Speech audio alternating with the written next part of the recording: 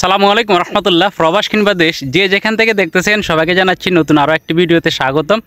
আমি এই মুহূর্তে আসি হচ্ছে আমাদের যে ফসলি মাঠ, এই ফসলি মাঠে, অর্থাৎ এটা হচ্ছে হাত্তর বলে, মানে পুরোটা আমাদের লক্ষ্মীপুর জেলার বাসাটাকে হাত্তর বলে, বিশাল এরিয়া নিয়ে।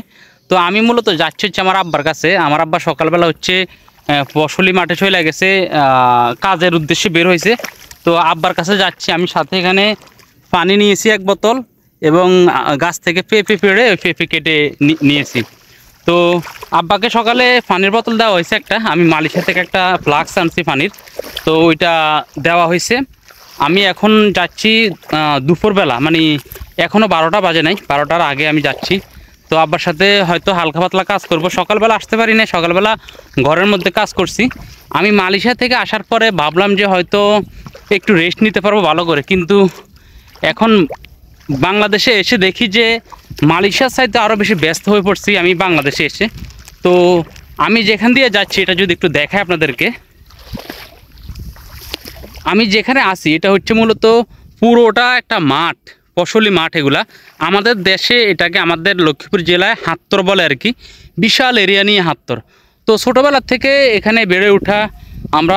ছোটোবেলা হচ্ছে শীতকালে এখানে পানি থাকে না, আমরা ঘুরে উড়াইতাম। তারপরে হচ্ছে বল খেলতাম, ফুটবল, ক্রিকেট, বিভিন্ন ধরনের টুর্নামেন্ট হতো, তারপর বিভিন্ন ধরনের খেলাধুলা হতো। যদিও এখন মোবাইলের যুগ, সব কিছু হারিয়ে গিয়েছে। তো বর্ষার সময়, অর্থাৎ এই সময় এসে এখানে পুরোপুরি পানি থাকে। আজকে একদম পানি কম। অন্যান্য দিন যখন আসতাম তখন পানি কিন্তু হাঁটুর উপরে থাকতো। এখন হচ্ছে পানি একদম কমিয়ে গেছে।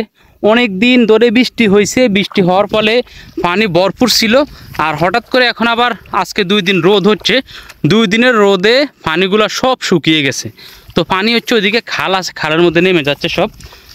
তো ছোটোবেলার অনেক স্মৃতি মনে পড়তেছে। এখানে আসলে অনেক অনেক অনেক স্মৃতি লুকিয়ে আছে এই মাঠের মধ্যে কিংবা এই ফসলি জমির মধ্যে।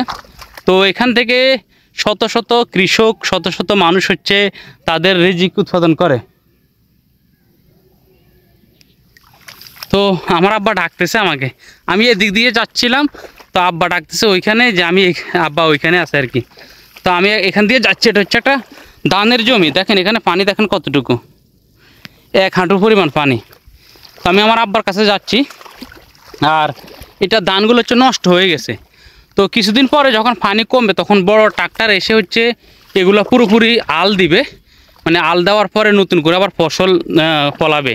বিশেষ করে এখানে এখন বর্তমানে বেশিরভাগ হচ্ছে ধান চাষ হয় আর কি, আর অন্যান্য ফসলও হয়।